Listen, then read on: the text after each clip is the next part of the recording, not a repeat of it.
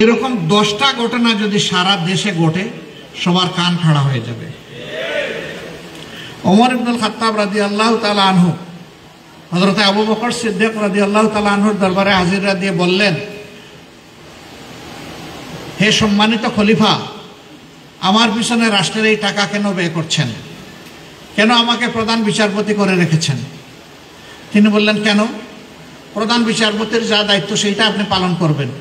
বলে 1.5 বছর তো চলে গেল, কেউ তো আমার দরবারে একটা কেস নিয়ে আসলো না, তা আমাকে কেন এই বেতন দিলেন 18 মাস? কারণ মানুষ পুলিশকে আদালতকে ভয় করছে না, এখন মানুষ আল্লাহকে ভয় করছে। আল্লাহ তাআলাকে যে ভয় করে তার হাত তার চোখ অপরাধের দিকে আগায় না, তার পা আগায় না। তখন আল্লাহর ভয়ে সে আল্লাহর প্রিয় বান্দা হয়ে যায়, পাগল হয়ে শুধু খুঁজতে থাকে কোন কাজটা সমাজের কোন উপকারটা, পরিবারের কোন উপকার, দেশের কোন উপকার, বিশ্বের কোন উপকার করলে আমি আমার আল্লাহর বেশি ভালোবাসা পাবো। এই জন্য আল্লাহর হাবিব বলেছেন, তার জন্য জাহান্নামকে আল্লাহ হারাম করে দিবেন যারা পরস্পরকে শুধু আল্লাহর জন্য ভালোবাসে। আল্লাহু আকবার। সেই ভালোবাসার পরিবেশ বাংলাদেশে আমরা সৃষ্টি করতে চাই। আপনারা পারবেন? পারবেন? তাহলে বলতে পারবেন না যে এই লোক ঝাড়ু দেয়, বলতে পারবেন না এই বাগানের শ্রমিক, বলতে পারবেন না যে এই সুইপার, বলতে পারবেন না সে মেথর, কিচ্ছু বলা যাবে না। বলতে হবে সে আমার ভাই, সে আমার বোন। আমরা পেশা দেখে মানুষকে মূল্যায়ন করব না, আমরা মূল্যায়ন করব সে আশরাফুল মখলুকাত।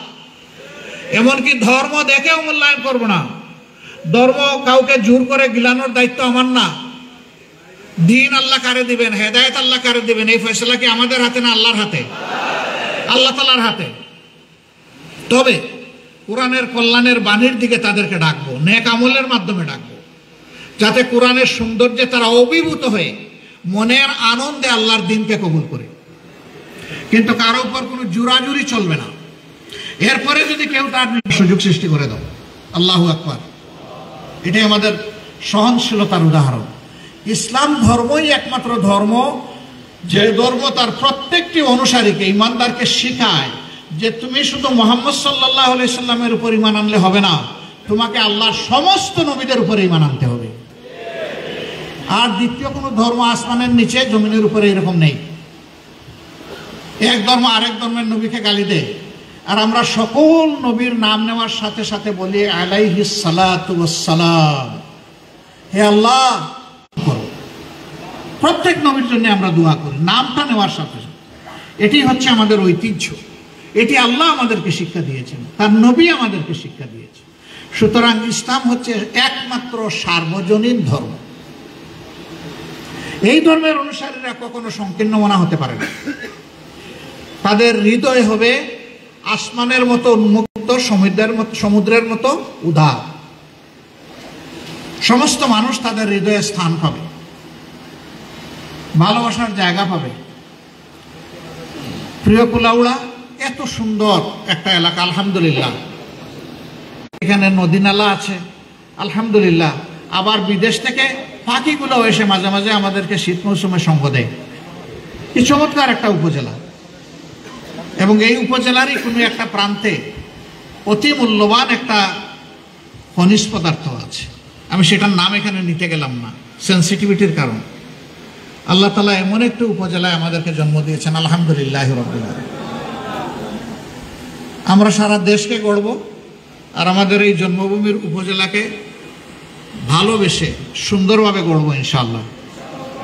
এই গড়তে হলে মাঝে মাঝে আল্লাহর দিনের জন্য কিছু কাজ করলে ইনশাআল্লাহ হয়ে যাবে, তাই না? কি করতে হবে? হ্যাঁ, জান প্রাণ দিয়ে কাজ করতে হবে। কিভাবে? রাসূল মকবুল সাল্লাল্লাহু আলাইহি সাল্লাম যখন ইমানের ইসলামের দাওয়াত দিলেন, তখন মক্কার জীবনে অল্প কিছু সম্ভ্রান্ত পরিবারের লোকেরা তার সঙ্গী হলেন। যেমন হযরতে আবু বকর ইবনে কুহাফা, হযরতে আলী কারমুল্লাহি ওয়াজহু, তিনি ঠিকই মুমিন হয়েছেন, বাবা আবু তালেব মুমিন হননি। চাচা আব্দুল্লাহ ইবনে আব্বাস, চাচা আব্বাস ইবনে আব্দুল মুতাল্লিবও হননি। আর জান প্রাণ দিয়ে বিরোধিতা করেছে চাচা আবু লাহাব। অল্প কিছু মানুষ, হামজা হামজা রাদিয়াল্লাহু তাআলা আনহু হয়েছেন, হযরত উসমান ইবনে আফফান রাদিয়াল্লাহু তাআলা আনহু হয়েছেন। তাদের সংখ্যা হাতে গোনা 25-30 জনের বেশি ছিলেন না। 550 মতো মানুষ 13 বছরে তিলে তিলে আগুন হাতে নিয়ে ইসলাম কবুল করেছিল। তখন ইসলাম কবুল করার মানে হচ্ছিল হাতের মধ্যে লাল আঙ্গার ধারণ করা। তারা জ্বলে জ্বলে তিলে তিলে খাঁটি সোনায় পরিণত হয়েছিলেন। সবাই ছিলেন অতি সাধারণ মানুষ, যাদেরকে বলা হতো কৃতদাস, কৃতদাসী। তারাই সৌভাগ্যবান। নবীর জবানিতে ঈমান কবুল করে সর্বপ্রথম আল্লাহ যাকে শহীদ হিসাবে কবুল করলেন তিনি ওই সম্প্রদায়ের মানুষ, আমাদের অতি সম্মানিত মা হযরতে সুমাইয়া রাদিয়াল্লাহু তাআলা। তার সন্তানও দিনের পথে শহীদ হয়েছেন। গর্বিত প্রথম শহীদ তিনি ইসলামের জন্য। তিনি আমাদের সাইয়েদা, তিনি আমাদের তাইয়েবা, তিনি আল্লাহর পক্ষ থেকে আমাদের জন্য নিয়ামত বলা একজন মা, সমস্ত উম্মতের মা। আলহামদুলিল্লাহ, এটাই ইসলামের সৌন্দর্য। হযরত বেলাল রাদিয়াল্লাহু তাআলা আনহুর চেহারা সুরত অন্যরকম ছিল, কিন্তু তিনি হচ্ছেন আমাদের সর্দার সাইয়েদানা বেলাল রাদিয়াল্লাহু তাআলা আনহু। তার জাত পাত, চামড়ার রং, গায়ের গঠন, এগুলার কারণে আমরা তাকে সম্মান করি না।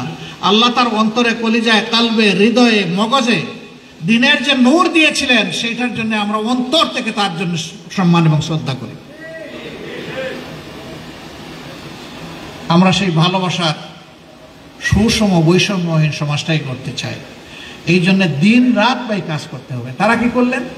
শেষ পর্যন্ত যখন দেশেই টিকতে পারলেন না, প্রথমে 2 দফা গেলেন আবিসিনিয়া, তারপরে আল্লাহ রসুল যখন মদিনায় হিজরত করে চলে গেলেন তখন বললেন যে হে আমার বুকের মানিক, সবাই চলে আসো, আবার আমার বুকে চলে আসো।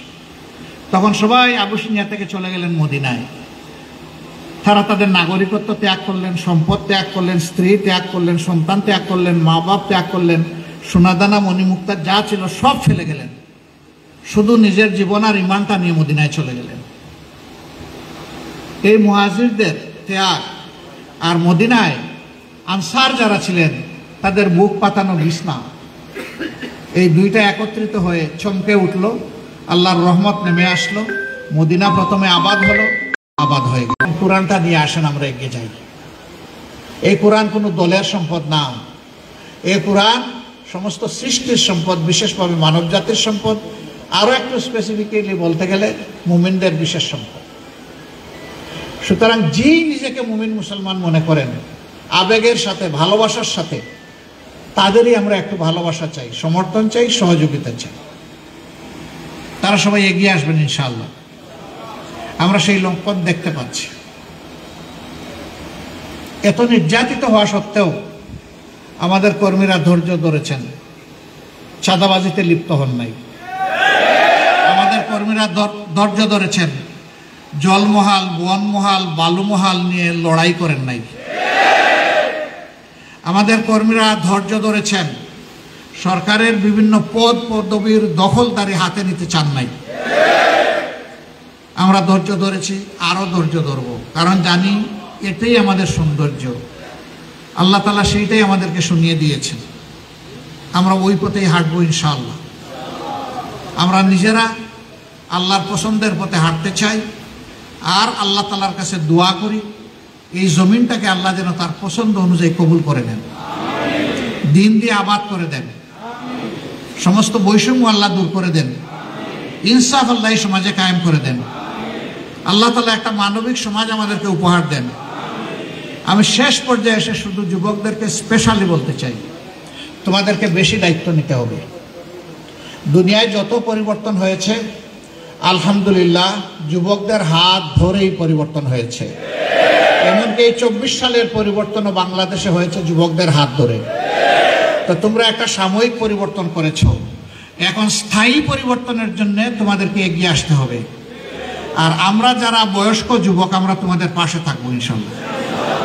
আমাদেরকে বুড়া টুড়া ভাবিও না। তুমি এখনো তোমাদের অনেকের চাইতে আলহামদুলিল্লাহ আমরা কাজ একেবারে কম না, পরিশ্রম করতে পারি। আল্লাহ এই সামর্থ্য দিয়েছেন। আল্লাহ তাআলার কাছে এটা চাই, মৌতের আগ পর্যন্ত দিনের পথে যেন দৌড়ের উপরে থাকতে পারে। বিশ্রামের কোনো দরকার নাই দুনিয়ায়। ইনশাআল্লাহ বিশ্রাম হবে বরজাখে, বিশ্রাম হবে জান্নাতে যদি আল্লাহ কবুল করেন। আমরা ওই বিশ্রামের কাঙ্গাল। আমরা নিজের শান্তিটুকু, চাহিদাটুকু প্রিয় জনগণের জন্য উপহার দিয়ে বাংলাদেশকে একটা কল্যাণ রাষ্ট্রে, ইসলামী কল্যাণ রাষ্ট্রে পরিণত করতে চাই। প্রিয় ভাইরা, ঘরে ঘরে এখন সংগঠন গড়ে তুলতে হবে। ঘরে ঘরে, আমি গ্রামে গ্রামে বলছি না, ঘরে ঘরে। আমরা বলেছি না যে আমাদের পারিবারিক ইউনিট থাকবে, এটাই হচ্ছে ঘরে ঘরে সংগঠন গড়ে তোলা। এমন কোনো ঘর বাংলাদেশের থাকবে না যেখানে কোরআনের আলোকে সংগঠন গড়ে উঠবে না। আপনারা পারবেন তো ইনশাল্লাহ? কুলাউড়ায় পারবেন এই কাজ করতে? আল্লাহ তাআলা আপনাদেরকে তৌফিক দান করুন। যুবকরা, তোমরা এগিয়ে আসো। আমরা তোমাদেরকে আগামীর একটি সোনালী বাংলাদেশ উপহার দিয়ে আমরা শান্তিতে দুনিয়া থেকে বিদায় নিতে চাই। তোমাদেরকে সম্মানের জায়গায় রেখে যেতে চাই। আমরা দুনিয়া থেকে বিদায় নেওয়ার আগে আল্লাহর কাছে তৌফিক চাই, এই শান্তি নিয়ে যেন মরতে পারি যে আল্লাহ, আমাদের জীবনটা আমরা তোমার পছন্দ অনুযায়ী চেষ্টা করেছি ধৈর্য ধরে ত্যাগ করার।